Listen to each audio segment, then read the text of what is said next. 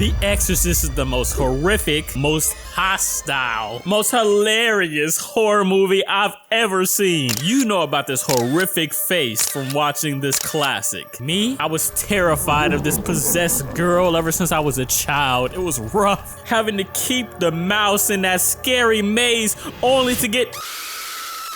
Gave my little middle school brain nightmares. What an excellent day for an exorcism. Look, it's no secret, The Exorcist is one of, if not the greatest horror movie. But you put it up there with The Godfather. So I had to watch this film that horrified you all, and it was so tough for me. I lost my Exorcist virginity, and it was much funnier than losing my actual virginity. So let me break down The Exorcist, showing you official and deleted scenes and plot details that both horrify and make you laugh out loud. Of course, it all starts in Iraq, where Father Merrin discovers remnants of an ancient demon named Pazuzu, protector of women and children.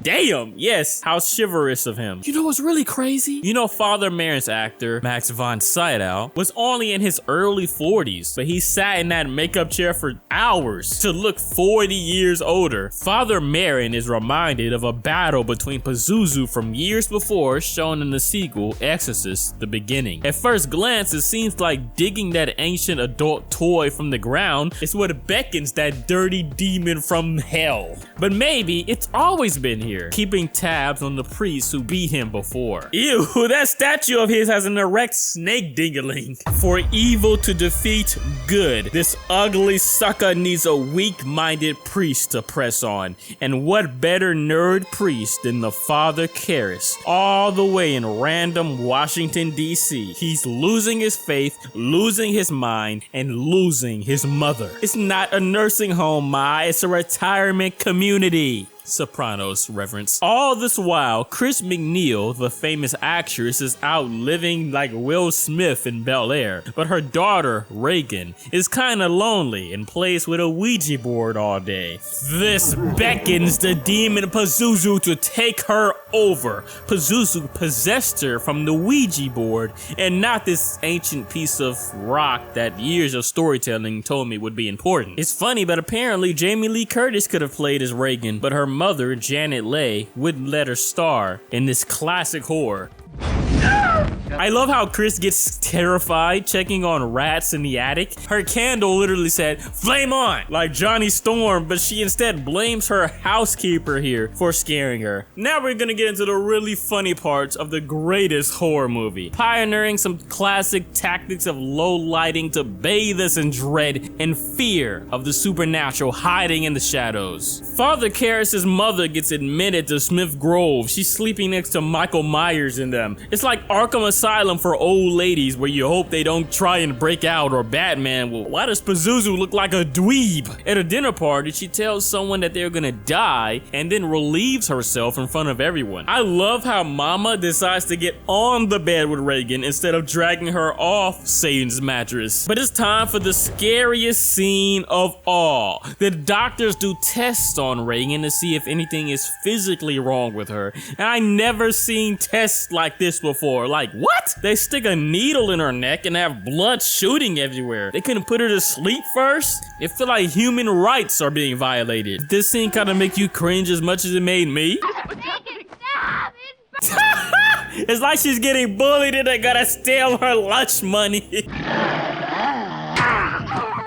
This is comedic gold. Imagine watching this high. Chris is so torn and stressed, worried about her daughter, she's starting to look like Pazuzu her damn self. Okay, I'm not gonna lie, that spider walk looked so funny until she spit blood out. But the original deleted scene, Reagan crawls just the same, but turns around and this is just average little sister type stuff. Look at her mom tackle her like she's trying to stop Reagan from launching a nuclear missile. The doctor mentions her being invaded by an alien presence, a symbiote. This is what you get for being secular, Chris.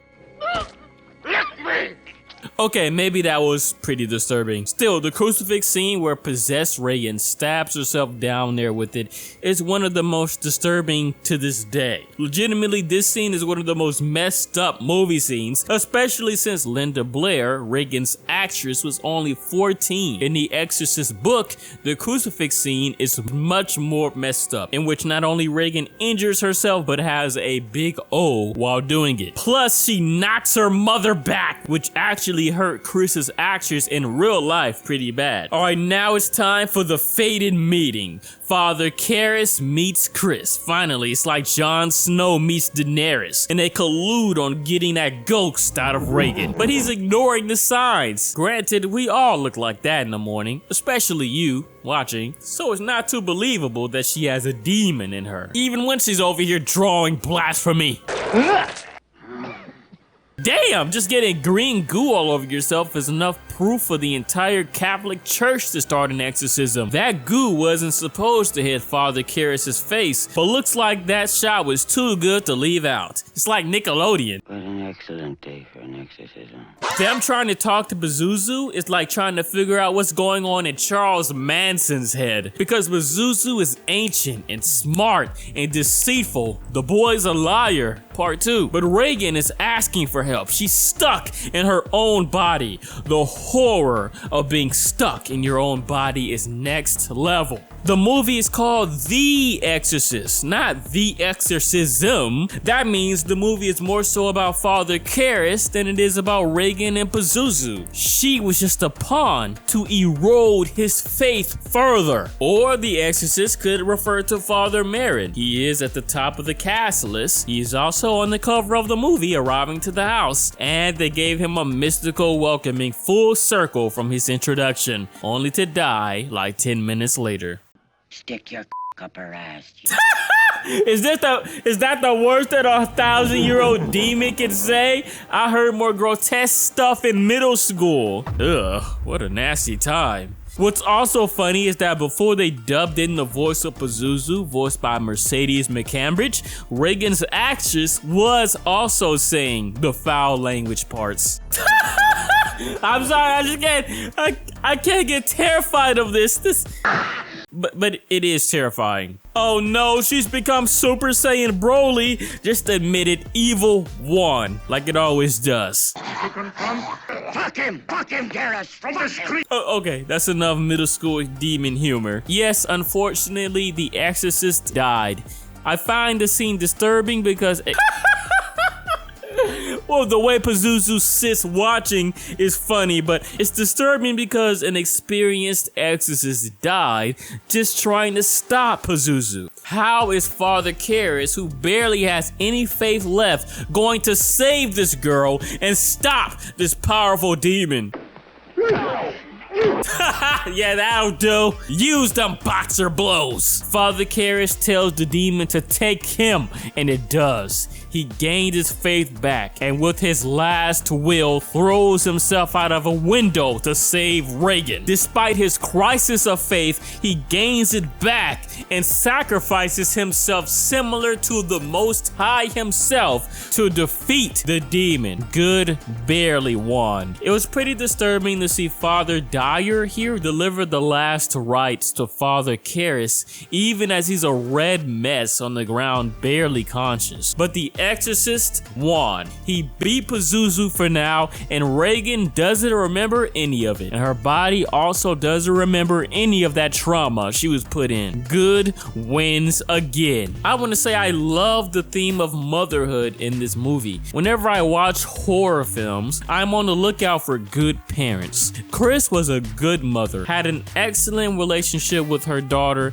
despite being away from her for so much. Think how scary it must be when you can do nothing as your daughter is being lost forever. And The Exorcist is still scary. Yes, it's funny to me sometimes, but it passes the horror test. Hell, it revolutionized the horror test. What is your favorite horror movie? I'd probably pick The Thing, but the unique special effects, the special cinematography, lighting, and sound design have really created something timelessly hilarious and horrific. But in the meantime, watch this video on 11 disturbing movies that terrified me so much I had to take breaks. Definitely as horrifying as The Exorcist. Thanks for watching this video. Click the like button if you enjoyed and subscribe to see more messed up stuff. Spooky out.